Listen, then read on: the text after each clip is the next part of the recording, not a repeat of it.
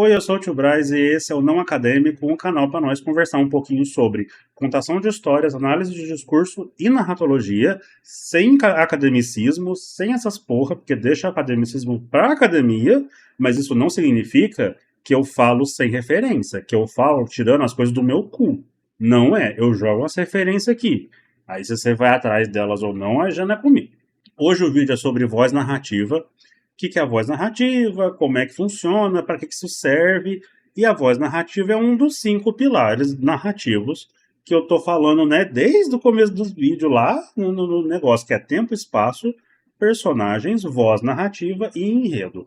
Mas a voz narrativa, o que é a voz narrativa? Ela responde uma pergunta clássica que é: quem é que conta o texto? Quem é que conta a história? Quem é que conta o texto é ótimo.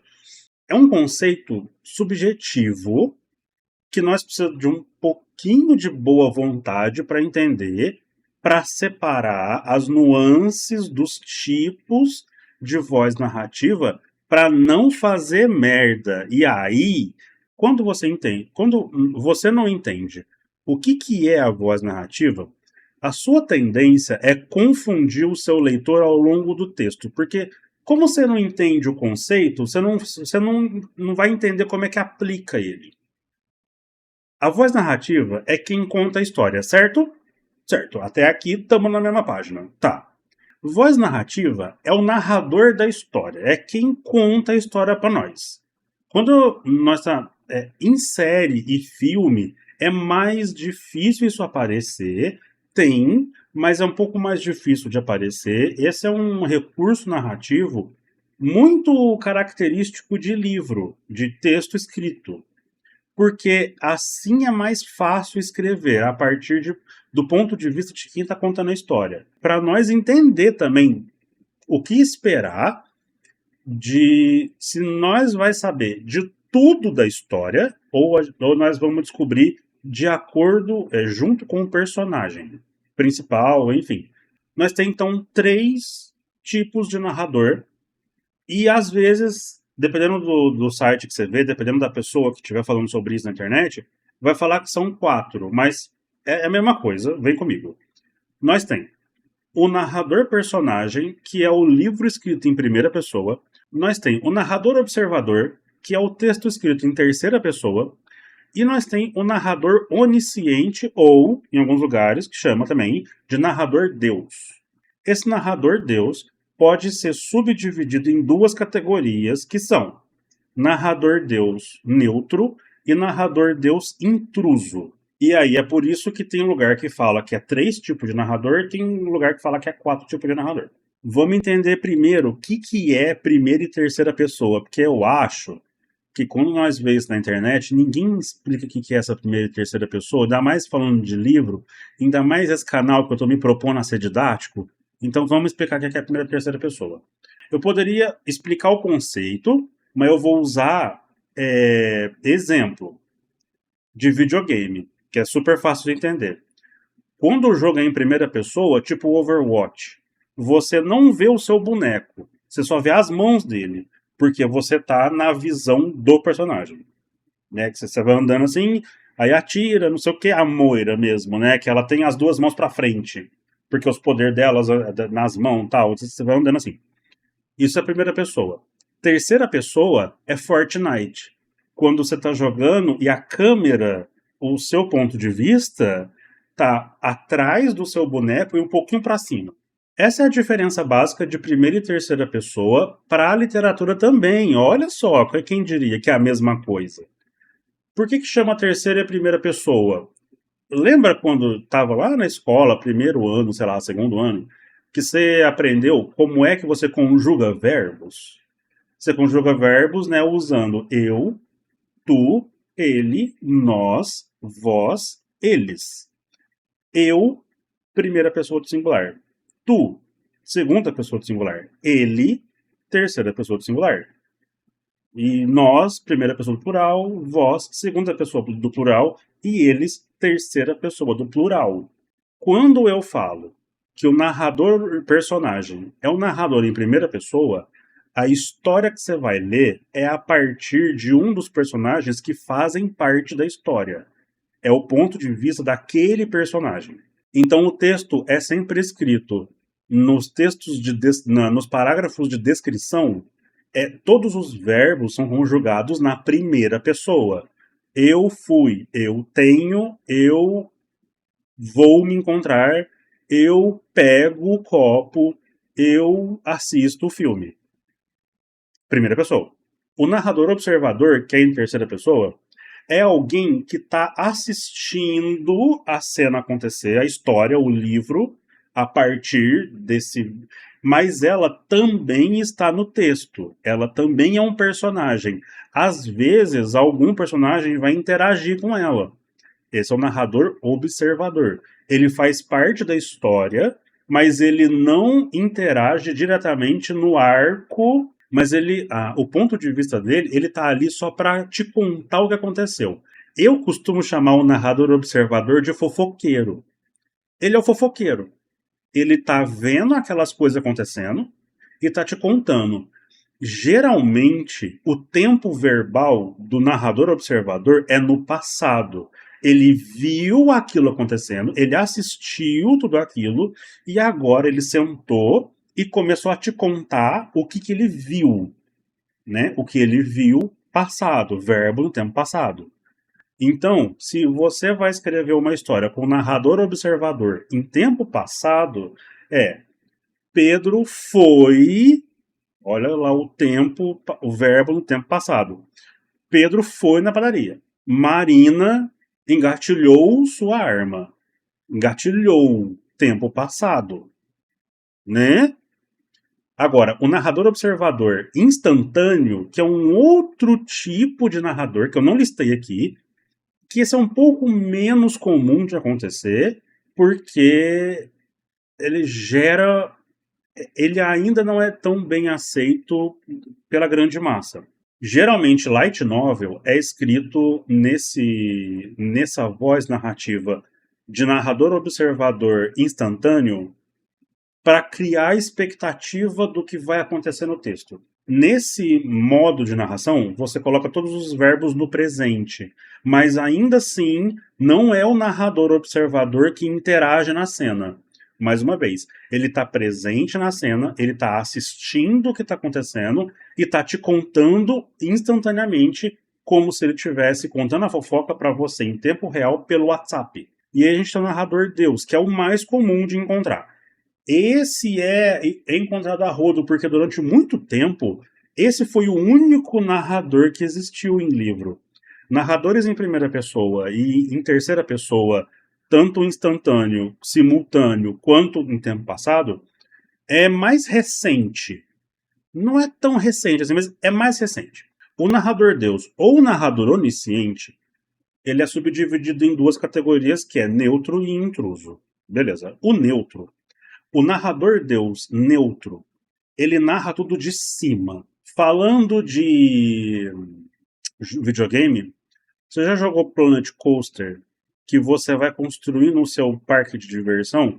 Você não constrói a montanha-russa aresta por aresta, ou trilho por trilho. Você constrói a montanha-russa. Esse narrador Deus neutro faz isso mais ou menos. Ele não vai ter a delicadeza de te contar os porquês do personagem, de todos os porquês do personagem. Ele vai te apresentar o enredo, a trama, os arcos, os personagens, e ele vai ser só uma voz te contando isso. Esse método de narração é em tempo passado, sempre em tempo passado. Essa voz narrativa neutra vai te contar coisas que já aconteceram. E o narrador Deus intruso é a voz narrativa que tem personalidade. Ele se torna um personagem a partir de como você escreve, de como ele é escrito. São comentários maldosos, às vezes expressando opinião própria. A diferença do narrador observador para o narrador Deus é que o narrador observador, como uma pessoa, como personagem em cena, ele não tem o poder, por exemplo, de saber o que o protagonista está pensando, ou o que o vilão está pensando, ou o que as pessoas da cena estão pensando. Então, se você gosta de escrever em parágrafos descritivos o que o personagem pensa, ou os porquês do personagem, ou você usa o narrador pessoal, que é a própria pessoa contando aquela história, ou você usa o narrador Deus. Porque como Deus, o conceito Deus está na mente de todo mundo. Então você consegue explicar o que seu personagem pensou, ele está se questionando algo mais internamente, é o narrador Deus que tem esse poder de narrar isso, ou é o próprio personagem que tá, como a história é narrada a partir do ponto de vista dele, é ele que narra isso porque ele tá falando o que aconteceu com ele mesmo, entendeu? E aí nós tem o narrador Deus intruso, que é quem tem personalidade. O próprio narrador, quem tá narrando, tem personalidade, e você entende ele. Ele não é um personagem que está em cena, ele não é um personagem que interfere na história, mas é como se ele fosse um personagem com uma pessoa completa e complexa, um personagem redondo, que está assistindo a fofoca, e aí ele está te contando a partir do que ele está assistindo nesse lugar, sabe? E ele tece comentários, às vezes maldosos, às vezes engraçados, às vezes dark. Um exemplo lindo de isso é genial. O jeito que o cara fez isso foi genial. É o que o Douglas Adams fez no Guia do Mochileiro das Galáxias. O Guia do Mochileiro, que é tipo um tabletzinho, né? Hoje a gente chama de tabletzinho, pequenininho, que é uma enciclopédia digital portátil. Ele tem uma personalidade. No filme, isso é evidente, porque o filme tem um narrador, que é uma voz que fica contando coisas, e essa voz tem uma personalidade. Ele é super engraçado. No livro, isso é escrachado. Ele não conversa com nenhum personagem, ele conversa com você, que está lendo o livro. E isso é lindo. É lindo. E às vezes, esse narrador Deus intruso pode ser o próprio escritor. Se eu não tô louca, tem um livro do Machado de Assis que é assim.